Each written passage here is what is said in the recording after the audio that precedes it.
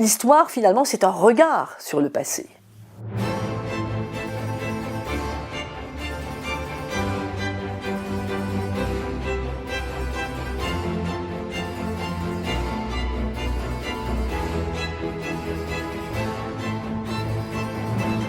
Bien sûr, il y a des phases et des dates, mais ce qui est important, c'est de comprendre comment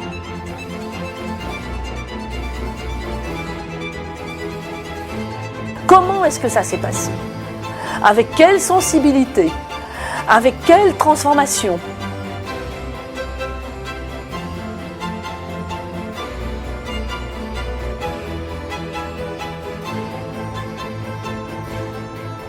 L'histoire est vivante, le podcast d'histoire-géographie des collégiens.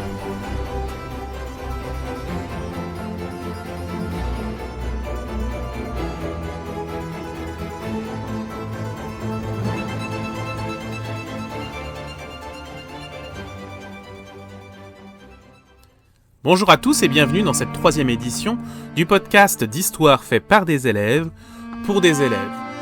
Cette année, les 5e ont à nouveau travaillé sur un ensemble de sujets qu'ils ont choisis afin de vous présenter ces différents exposés sur les périodes de l'histoire qui ont été abordées durant le programme de 5e.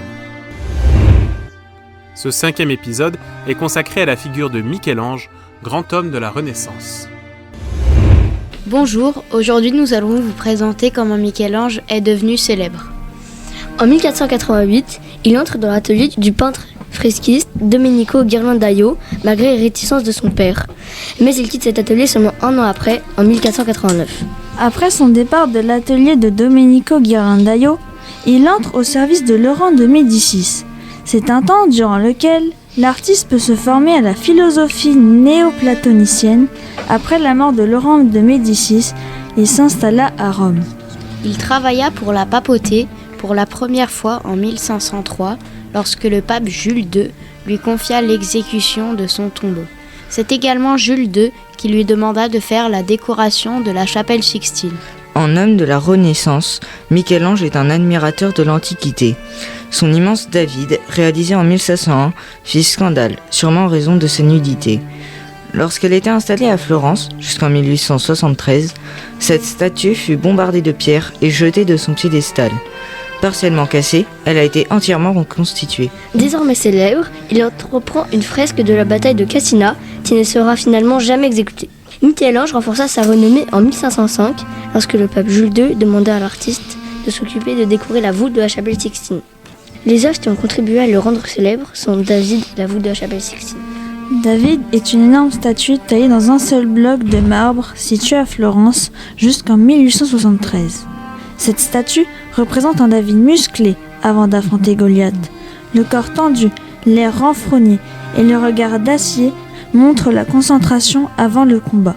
La voûte de la chapelle Sixtine est sûrement l'un des plus beaux plafonds du monde. Michel-Ange a passé 4 ans à travailler sur ce plafond, de 1808 à 1812. Dans la patrie centrale se trouve la célèbre création d'Adam, ainsi que 8 scènes de la Genèse. La section suivante représente les 12 prophètes de la Sibyllie, assis sur de grands trônes, tandis que dans 8 écoinçons, les groupes de figures peints font référence aux ancêtres du Christ. Michel-Ange excellait non seulement dans la peinture, mais aussi dans la sculpture. La preuve avec la Pietà. Cette œuvre de marbre se trouve dans la basilique Saint-Pierre au Vatican.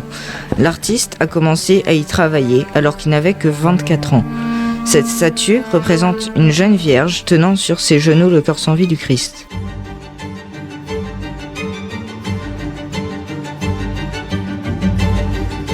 Ce podcast a été entièrement réalisé par les élèves de la classe de 5e qui ont choisi les sujets, réalisé le travail de recherche, rédigé les dialogues et enregistré l'émission que vous venez d'entendre.